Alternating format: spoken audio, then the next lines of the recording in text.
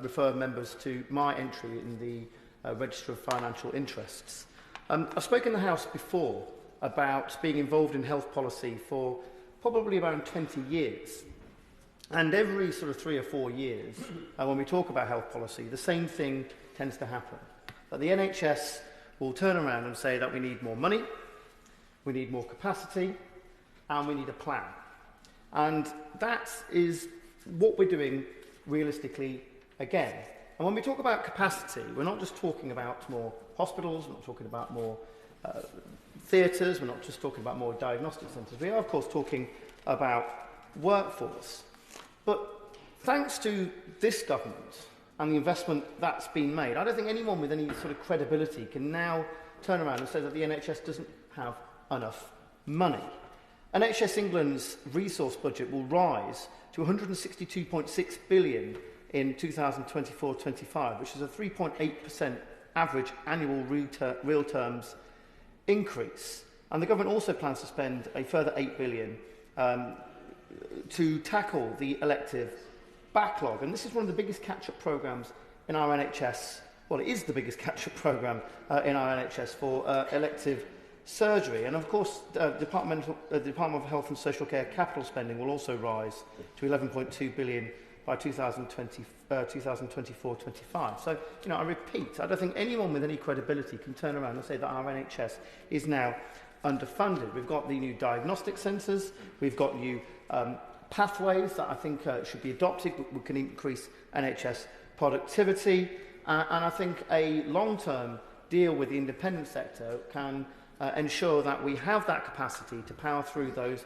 elective backlogs, those hips and knees procedures, those hernia procedures, those cataract procedures, which take up, Mr Deputy Speaker, the vast majority of the backlog. But of course, we need the nurses, the doctors, the consultants, the workforce in order to carry out those procedures. And this is a historic problem. It's not just something that's happened overnight. And I think all past governments, and dare I say past Secretary of States for Health and Social Care, have a degree of responsibility for this. And as the Honourable Member for South West Surrey, my right honourable friend, said, there is an estimated 93,000 vacancies in our NHS. And that's consultants, that's GPs, that's nurses, that's allied health professionals.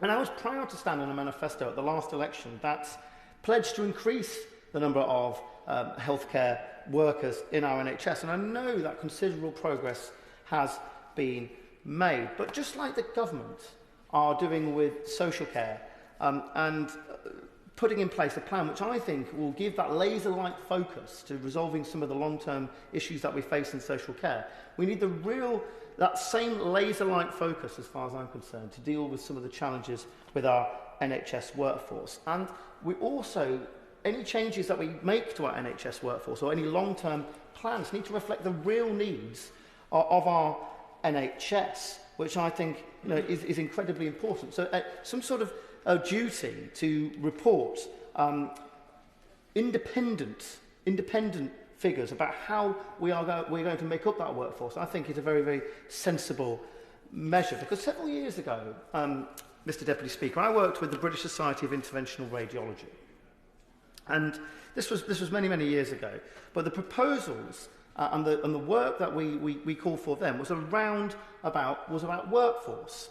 And some of the arguments that were put forward, that a lot of the people were retiring, they were reaching the end of their professional career, there was a lack of new people coming through, and ultimately this would have an impact on patient care. This would have an impact on the number of procedures that could be carried out. But the same arguments are now being made across a number of different disciplines. And since I became an MP, I've met with the Royal College of Surgeons, I've met with the Royal College of Physicians, and the same arguments are being made there. And, Mr Deputy Speaker, it is sobering to think about these challenges, and that's why I think this laser-like focus has to be considered very carefully indeed. Now, look, we've talked about overseas recruitment, in this debate, and I heard what my right honourable friend, the member for Sutton Coldfield, who's not in his place, talked about overseas recruitment, and and he makes a very, very powerful argument. But I think in some way we are going to have to see this overseas recruitment to plug the gaps in our NHS. But some of the solutions, retention, And we've heard honourable members talk about retention before. I was alarmed and shocked by the number of healthcare professionals who understandably may wish to work part-time because they're parents, they've got childcare responsibilities. I understand that, but that's going to leave our NHS with recruitment challenges.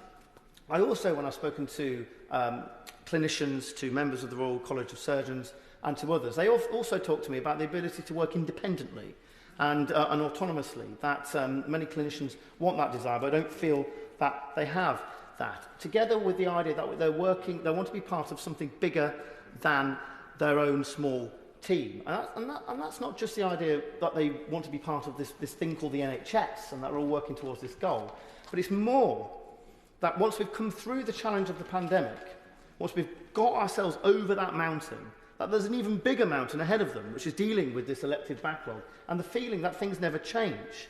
And that's kind of what I've been told, and I think those are very powerful things. But look, what are the solutions to this problem? Well, I think ministers need to think about how we can encourage our consultants, our GPs, our medical professionals to practice at the top of their licence. You know, I, again speaking to medical professionals, have been told, you know, alarming things. About 40% of a GP's time is spent on fitness notes or is spent on providing medical records to insurance companies and other people. Now, that's admin staff work. That you know, as valuable as those admin staff are, that's not what GPs and medical professionals went into their profession, went to medical school for all that time to do. And I think it's absolutely right that that burden on our medical staff needs to be lifted, and they need to be made that burden needs to be placed elsewhere. Nurse-led prescribing is something that's existed for quite a significant period of time, but in my mind we've not really had the push and the rise in nurse-led prescribing that we should have. GPs should not be spending their time, in my view, prescribing things such as the pill or very, very simple things. I think we can certainly be doing a lot better and working a lot more productively, as the honourable member for North East Bedfordshire said in the debate today. This is not about working harder, this is about working smarter, Mr Deputy Speaker.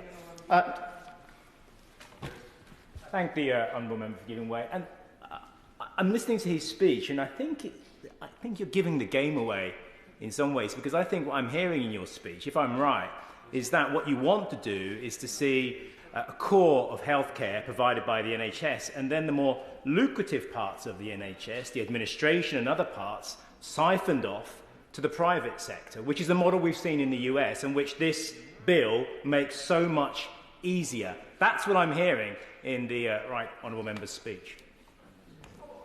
I would ask the honourable member to listen a little bit more carefully, because nowhere have I said, you know, independent sector or admin or anything should be carried out by the private sector. I said should not be carried out by medical professionals. They didn't go to medical school to work in admin. They went to medical school to treat the sick. And that's what we want our medical professionals doing, operating at the very top of their licence. And I also don't want to see situations where I'm told consultants are spending just one day a week in the operating theatre. I understand consultants need the opportunity to train junior colleagues, to continue their own professional development, but they should be operating in our elective theatres a lot more frequently with that. And I'm incredibly grateful to the Minister who talked earlier on about, of course. Honourable gentleman for giving way, but just to gently point out, surgeons don't just operate. We run clinics, we run endoscopy lists, colonoscopy lists, so it's not that they're only working one day a week. They investigate the patient before they operate, and that's one of the strengths of the system in the UK in comparison to other countries where surgeons only operate and someone else has done the diagnostics. I thank the right honourable lady for her comments, and I agree with her that they do work incredibly hard.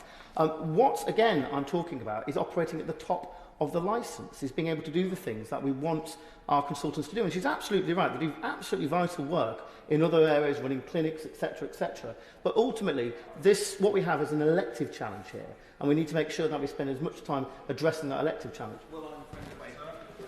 I thank him for giving way. Would he agree with me that I think in terms of one of the challenges that primary care has at the moment is that general practitioners have absorbed a great deal of role of social advocacy in our society. And I think when people are trying to get a face-to-face GP appointment and they're sometimes being suggested that things like getting a fitness note or having a letter to go to a school might be better served by someone else in the wider MDT, people are getting frustrated because I think our messaging about how to use the health service and the different range of roles and responsibilities offered sometimes is getting a bit diluted.